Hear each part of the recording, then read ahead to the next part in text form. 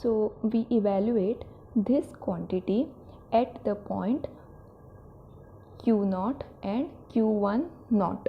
Okay, like for example here I am calling these values of x as x naught, x1 and so on. Okay, and what we do, we evaluate this f double dash at the point x naught.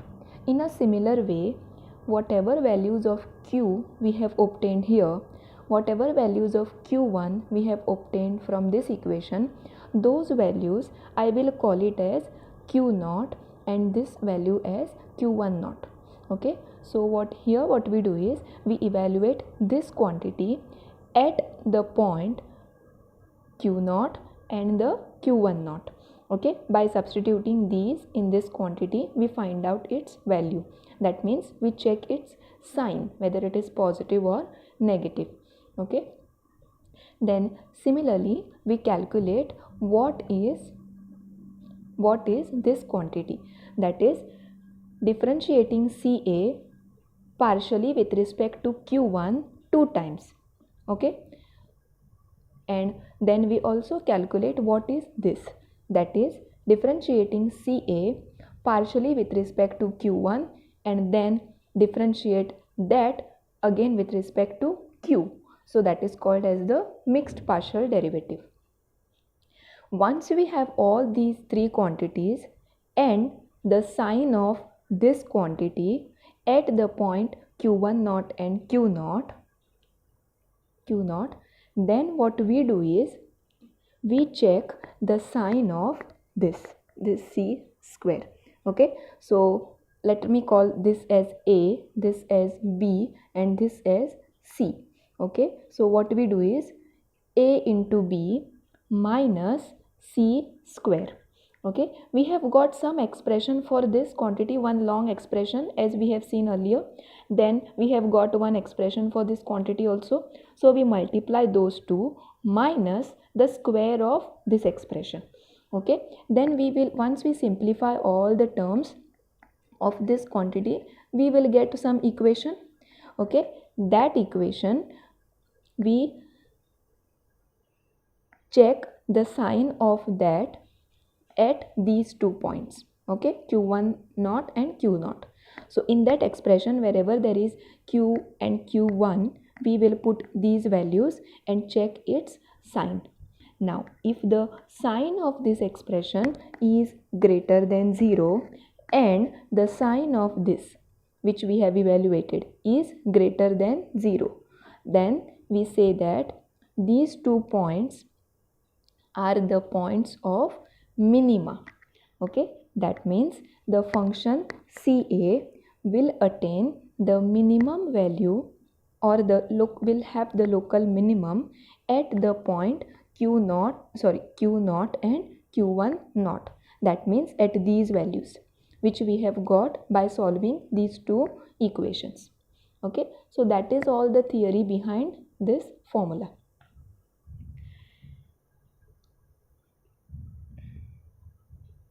So with that we finish with all the characteristics and the derivation of quantities in model 2. Okay, now let us look at one example.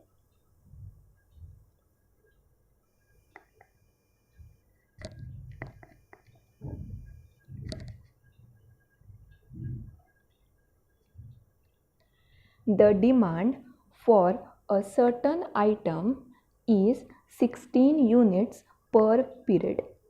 Unsatisfied demand causes a shortage cost of rupees 0.75 per unit per short period. Okay. The cost of the initiating purchasing action is rupees 15 per purchase. Okay, so this sentence itself tells us that here this must be the ordering, this is the ordering cost. That means we will have to consider it under the cost which we assign for the per production run. Okay, and then the holding cost is 15% of average inventory valuation per period. Okay, so the holding cost is 15%. It will be 15% of something. And what is that something? Inventory valuation period, per period. Okay, so now let us see how to get that something. Item cost is rupees 8 per unit. Okay, so this is, it tells us that it is 15% of that 8. Find the minimum cost purchase quantity assuming back orders are allowed. Okay, so this sentence tells us that this problem is of model 2 because back orders are allowed. Also find the length of a production run and the amount of back orders accumulated during it. Okay, so here first let us note down all the quantities whatever is given.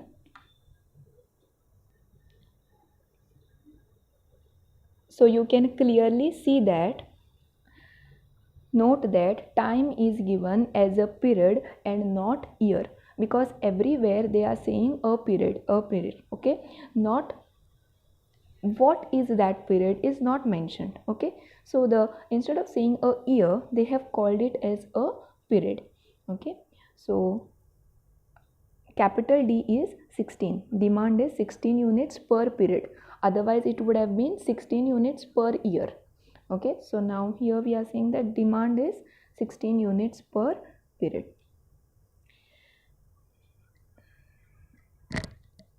Then C2 is the shortage cost. Clearly from here they have given that the shortage cost is rupees 0.75 per unit per short period.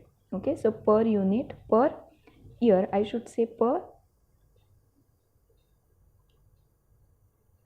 period. Now 0.75, while using it in the calculations, it will be easier if we write this as 75 by 100. Okay, so while using the calculations you can use this quantity instead of 0.75.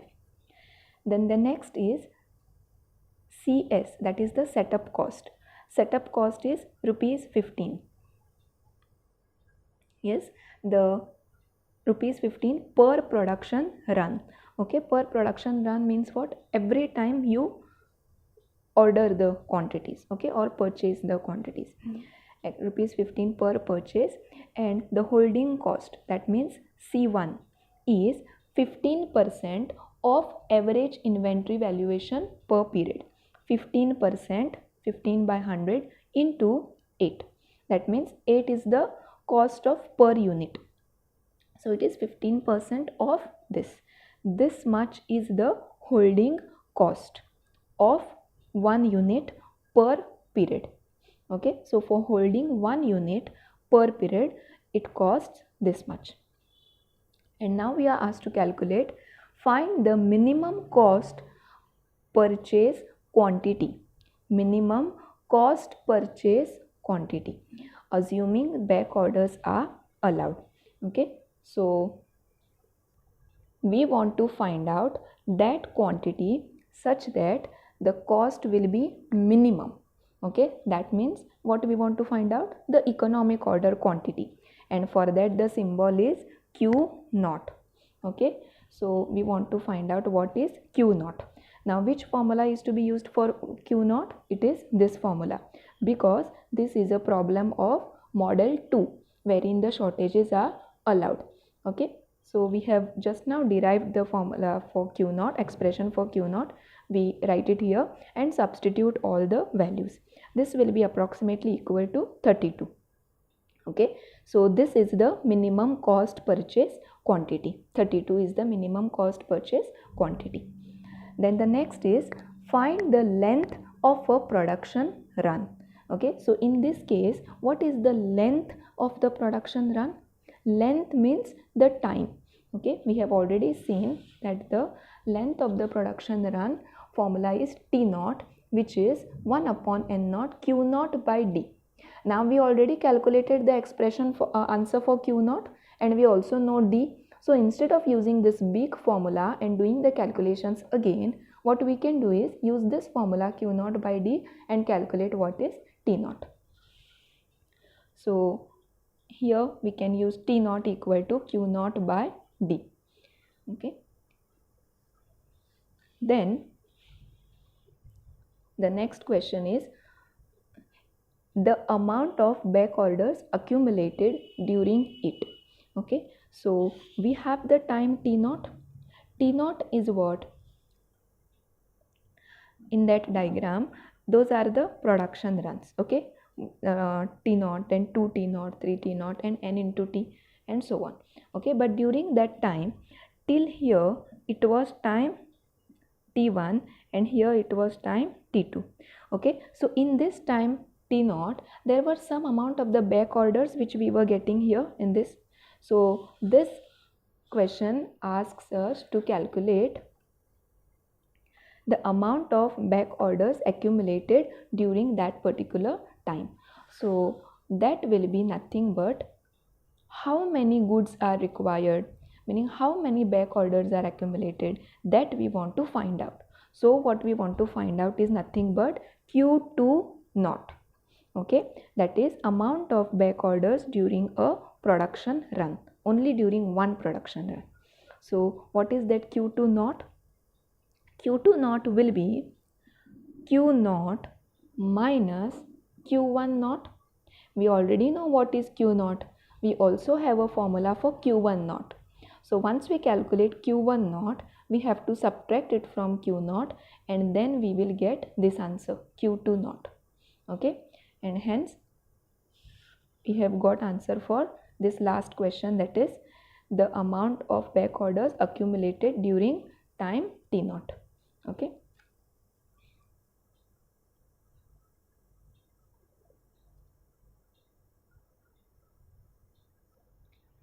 Let us look at one more example.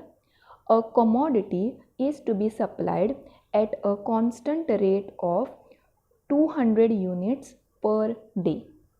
Okay. Supplies of any amounts can be had at any required time, but each ordering cost is rupees 50. Cost of holding the commodity in inventory is rupees 2 per unit per day. Okay, now see here this cost for the they have given everything in terms of a day. Okay, not in terms of a year. Okay, so here we will have to consider the model wherein in that full graph n into t was 1 year, no? So in this case it will be a day. Okay, because all is given in terms of a day, even the demand. Okay, so it is 2 per day, while the delay in the supply of items induces a penalty of rupees 10 per unit per day. Even this is given in terms of day. And what does this sentence tell us? It says that delay in the supply of items. That means there is a shortage, so shortages are allowed and back orders are entertained. So this is the model 2 problem. Okay. Find the optimal policy Q, T, where T is the reorder cycle period and Q is the inventory level after the reorder. Okay, Q is the inventory level after reorder. So first let us note down the given things. D, demand is 200 units per day. Setup cost is what? Per production run, meaning the per order rupees 50 per order. Then the holding cost is rupees 2 per unit per day. Per unit per day. C2 is rupees 10 per unit per day. C2 is the shortage cost. Okay. So what we have to calculate here is where T is the reorder cycle period. Okay. They have said the optimal policy.